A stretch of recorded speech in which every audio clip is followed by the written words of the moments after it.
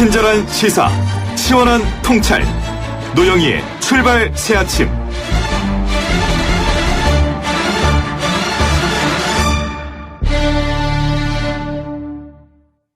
네, 지난 6월 범죄인 인도법 반대로 시작된 홍콩 시위가 19주째 이어지면서 장기화되고 있습니다. 그러는 사이에 세계적인 게임 업체 블리자드에서는요, 방송 중에 홍콩 해방을 외친 게이머를 중징계하면서 비난을 또 받기도 했습니다. NBA 휴스턴 로키츠 단장 트위터를 올렸죠. 홍콩 시위를 지지한다 뭐 이런 내용을 올렸다가 중국 측으로부터 보이콧을 받기도 했고요. 국제사회 그리고 게임과 스포츠 업계까지 일파만파 번지고 있는 홍콩 시위 문제. 게다가 어젠 또 트럼프 대통령이 또 이런 그 시위대의 분노에 기름을 붓기도 했는데요. 전가림 호서대학교 교양학부 교수 나오셨습니다. 안녕하십니까? 네, 안녕하세요. 네, 지금 저는 사실 이렇게까지 오랫동안 홍콩 시위가 이어질 거라고는 생각을 못 했었었는데요. 네. 대부분 다른 분들도 많이 좀 그러지 않을까 생각이 듭니다. 네. 홍콩 시위가 일어나게 된 원인이 바로 범죄인 인도법 때문인데요. 네. 이 법안 사실 철회됐잖아요. 네, 송환법은 9월 4일 날 철회됐습니다. 네, 그렇죠. 근데 왜 이제 그러는 거예요? 네. 송환법 철회와 관계없이 지금은 이제 폭력 양상에 대한 과잉 진압 그리고 그 과정 속에는 이제 총기 사용의 문제라든지 그리고 폭력이 너무나 난무하고 있다는 사실이죠.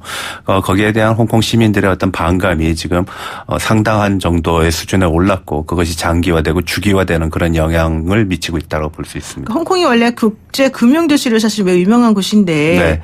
그 금융적인 그러니까 뭐 돈도 사실 빠져나간다. 그다음에 이민을 떠나고 싶은 사람도 되게 많다. 막 이런 얘기까지 나오면서 네. 홍콩이 원래는 제일 안전한 도시였는데 갑자기 제일 불안한 도시가 됐단 말이죠. 네, 그렇습니다. 뭐 시위의 양상이라는 것이 그렇죠. 뭐 여러 가지 상징성이 있는데 우선 이 시위의 양상이 지금과 같은 상황에 이르게 된 거는 이제 홍콩 경찰 당국이 시위 진압의 과정에서 과거에는 볼 수 없었던 무력, 폭력 이것을 일상화하는 그렇게 상시화하는 조치를 취했다라는 것이죠. 그리고 거기에 익숙치 않은 홍콩 시민들은 자위적 행위로서의 어떤 또 무력을 행사하다 보니까 무력에 대한 무력 그리고 강대강의 대치가 계속되고 있는 것이고요. 그 과정 속에서 뭐 유혈이 낭자한 사태도 있고 그리고 사상자도 상당히 많이 나오고 있습니다. 얼마 전에는 이제 청소년들이 이제 총에 맞는 사건도 있었고요. 심지어는 여학생 하나가 이제 죽음으로 이제 발견이 된 상황도 있습니다. 그래서 이러한 것들이 시위 장기화에 상당한 영향을 미치고 있다. 그리고 이러한 것들이 이제 홍콩 시민들이 요구하는 민주화와 관계가 된다라고 말씀드릴 수 있겠습니다. 그러니까 이제 복면금지법이라고 하는 거를 얘기를 하면서 네. 더 노골적으로 지금 대치 상황이 이어지는 것 같아요. 그러다 보니까 청소년들, 미성년자를 대상으로 해서 실탄이 막 쏘아지기도 하고 좀 전에 네. 말씀하신 것처럼 그렇게 미성년자를 상대로 쏜 건 아니죠. 사태의 진행 과정 속에서 나타난 뭐 사건이라는 측면에서 우연성이 더 높다라고 할 수 있는데 송환법 반대가 지금은 오히려 복면금지법으로 이제 전환되는 그런 양상을 띱니다. 복면금지법이라는 거는 긴급법이라는 걸로부터 이제 비롯되는데 1922년도에 실시가 됐습니다. 그런데 이 긴급법이라는 게 약간은 좀 무소불위의 어떤 역할을 가지고 있어요. 뭐 집회 결사도 안 되고 통제도 상당히 할 수 있고 그래서 준계엄이라는 표현까지도 쓰긴 하는데 이 과정 속에서의 모든 내용들이 결국은 홍콩 시민들이 수용할 수 없는 부분으로 갔다라는 거죠. 복면금지법은 그렇습니다.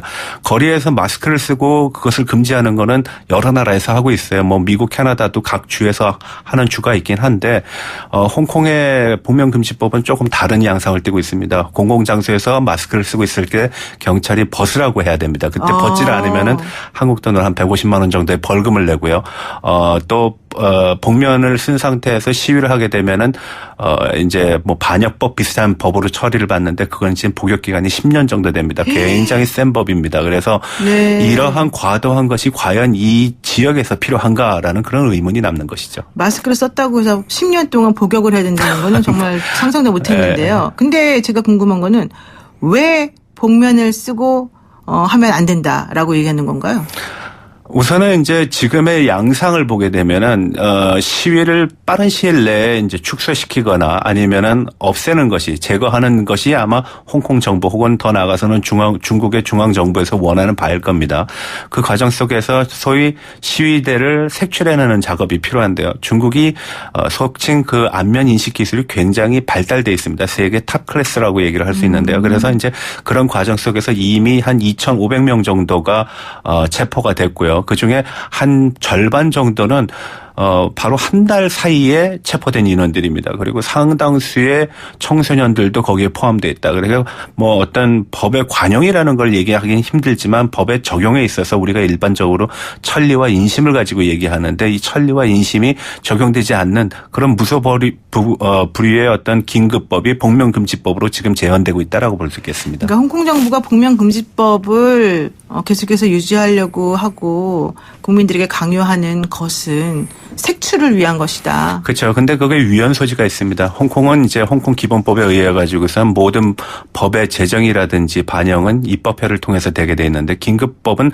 속칭 영국의 식민 상태에서 제정됐던 법이고 그것이 반환되는 과정 속에서 기본법에 의해서 모든 입법 활동들은 입법회를 통해서 가능하게 돼 있는데 네. 이번 홍콩 정부가 과거에 있던 그 긴급법을 되살려 가지고선 적용했다라는 측면에서 보면은 절차상의 문제 그리고 위헌상의 소지가 있다라고 지금 판단하고 있는 상황입니다. 그런데 지금 홍콩에 있는 뭐 그 학생들이나 시민들의 얘기를 들어보니까 시위대가 너무 과격하게 해서 학교 안에 있는 예를 들면 뭐 스타벅스라든가 그렇게 네. 그 홍콩이 아닌 중국을 지지하는 듯한 발언을 하는 그런 네.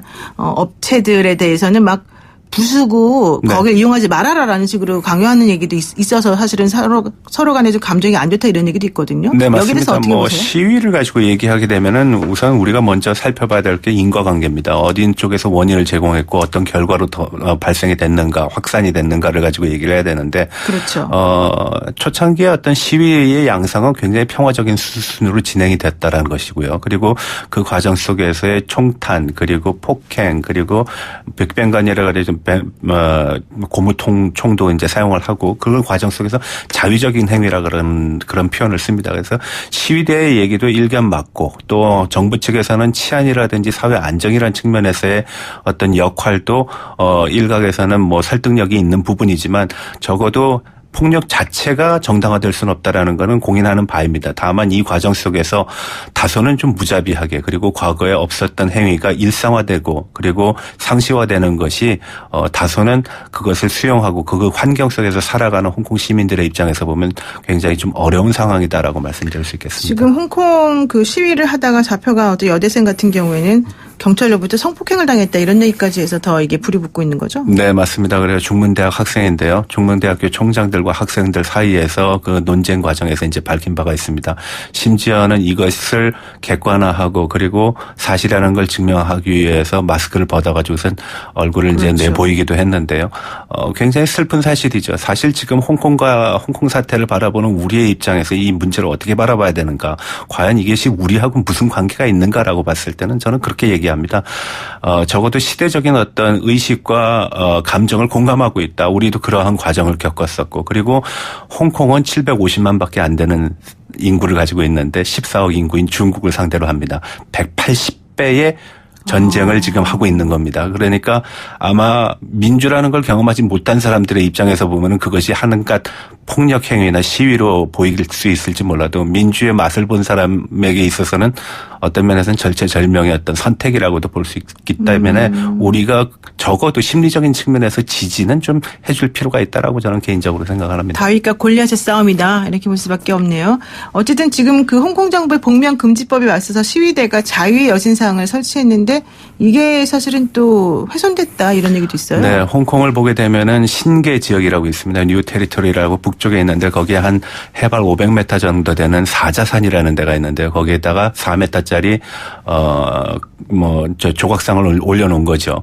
근데 이제 하루도 안 돼가지고선 훼손이 됐습니다. 기본적으로 이 훼손됐다라는 건 아마 친중적인 인사, 반 시위대의 입장을 표명하고 있는 사람들의 소행으로 지금 보여지는데요. 중요한 거는 이 자유의 여신상이 가지고 있는 상당한 상징성입니다. 네. 뭐 마스크를 쓰고 헬멧을 쓰고 고글을 착용하고 검은 우산을 했거든요. 그래서 네네. 그런 모습을 보게 되면은 결국은 시위대 어떤 양상 요구 사항들이 전반적으로 반영됐고 여기에 대해서 중국의 입장을 지지하는 사람들의 행동이라고 보여집니다. 네, 그래서 시진핑 주석이 그런데 그 현지 시간으로 지난 13일에 중국 분열을 지지하는 외부 세력에 대해서는 강력히 대응한다 이런 말을 하기도 했습니다.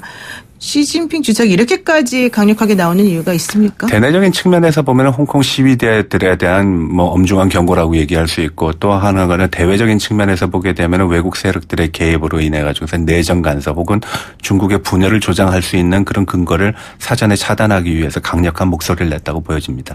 그 혹시 인민군 투입 경고도 나오고 있는데 이게 가능할까요? 인민해방군이라고 보통 얘기하는데 인민해방군은 투입하지 않을 겁니다. 왜냐하면 이것은 치안의 문제고 국내 문제인데 이것은 철저하게 경찰 정도의 수준에서 진압이 돼야지 마땅한 것이고요. 이것이 국제화되는 건 아마 중국의 입장에서도 보면 상당히 부담스럽고 해결하기 어려운 과제로 남을 수 있기 때문에 인민해방군의 투입은 쉽지 않다라고 좀 봅니다. 그렇군요. 앞으로 홍콩 시위가 어떤 방향으로 좀 갈까요? 더 격렬해지거나. 저도 이러한 모습은 계속 지속될 거라고 봅니다. 다만 시위의 양상이 너무 폭력적이다 보니까 참여하는 인원수는 갈수록 적어들 겁니다. 그렇지만 양상 자체의 어떤 강도로 보게 되면 지금의 상황을 유지하거나 더 강력해질 수도 있다. 그리고 장기적이고 주기적인 반복성을 지속할 것이다라고 저는 봅니다. 네, 짧게 홍콩 시위가 우리에게 주는 시사점은 한마디로 가장 말하면? 중요한 거는 예. 우리가 생각하고 있던 민주에 대한 공감 그리고 의식을 함께 나누고 있다라는 거죠. 일종의 시대 정신이고 그 시대 정신이 행동으로 이제 발현된 것이라고 봅니다. 네, 그렇군요. 네, 오늘 말씀 여기까지 듣겠습니다. 네, 고맙습니다.